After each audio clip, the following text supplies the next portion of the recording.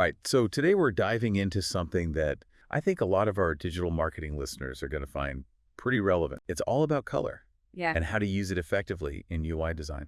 We've got a really great guide that you sent over called The Essential Guide to Color Selection in UI Design. And honestly, I learned a ton how much of an impact it has on the user experience and even conversions.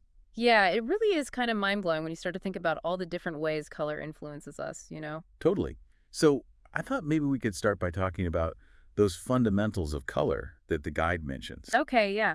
Like hue, saturation, and value. I think the easiest way to explain it is to think about like adjusting a light bulb. So you can change the color of the light itself, right? Like going from a warm yellow to a cool blue. Right. That's like changing the hue. Okay, that makes sense. Then you can also adjust how bright or dim the light is.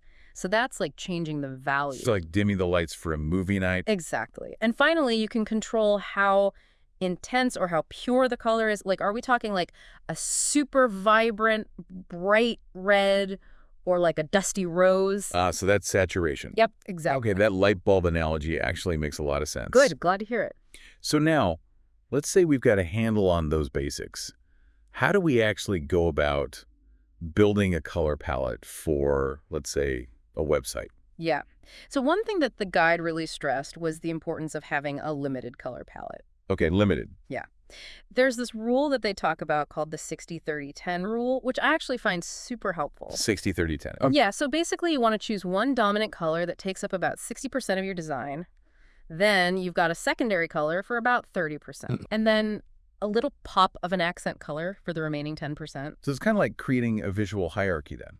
Absolutely. And the thing is, choosing those colors isn't just about aesthetics, right? You also need to think about the psychology of color. Ooh, yes. Like blue, for instance, is often associated with trust and stability. That's why you see a lot of fintech companies using blue in their branding. Interesting. Or think about fast food chains. A lot of them use red and yellow, right? For sure.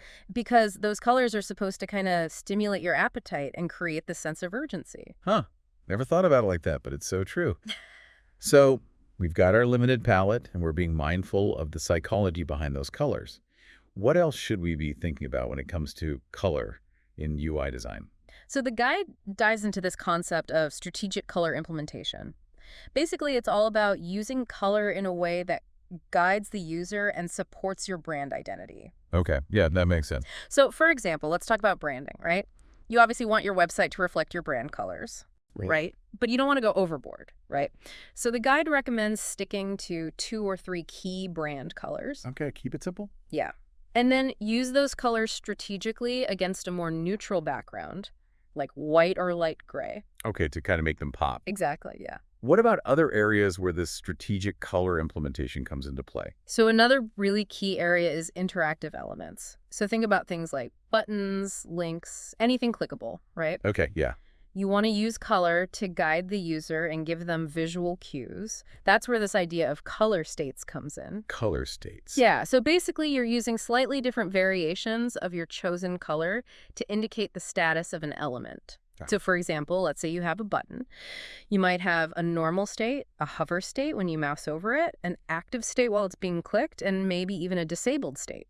Oh, interesting. And each of those states would use a slightly different shade or saturation of the color, just to give the user that feedback. Oh, I see. Like when a button gets a little darker when you hover over it. Exactly. It's a subtle cue, but it lets you know, hey, this is interactive. How do we actually know if our color scheme is working? I mean, aside from just, eyeballing it. Testing. It's super important. And one really simple but effective method that the guide mentions is viewing your design in grayscale. Oh, that's a good idea. So you just strip away all the color. Exactly. And that lets you see if there's enough contrast and hierarchy in your layout, even without the color. Huh. It's kind of like a stress test for your design. Totally. And if it works well in grayscale, it'll be even stronger in full color. That's a great tip. Yeah. And then just one final thought that I found really interesting is that color perception can actually vary across different cultures. Oh, right, of course. What might evoke one emotion in one culture could mean something totally different in another. So important to keep that in mind. Yeah, so it's always a good idea to consider your target audience when choosing colors and to do some testing with real users. Amazing. So much great advice in that guide. I feel like we've barely scratched the surface. But just to recap, it's all about limiting your color palette, using color strategically to guide users and reinforce your brand, and always testing your designs. Yep, that's it in a nutshell. And hey, maybe this will inspire some of our listeners to experiment a bit with their own use of color. Exactly. Color is a powerful tool, and I think a lot of people underestimate just how much of an impact it can have on their digital marketing efforts. Well said. And that's all the time we have for today's deep dive into the essential guide to color selection in UI design. It's been a pleasure. Always a pleasure. And to our listeners, thanks for tuning in. We'll catch you next time on The Deep Dive.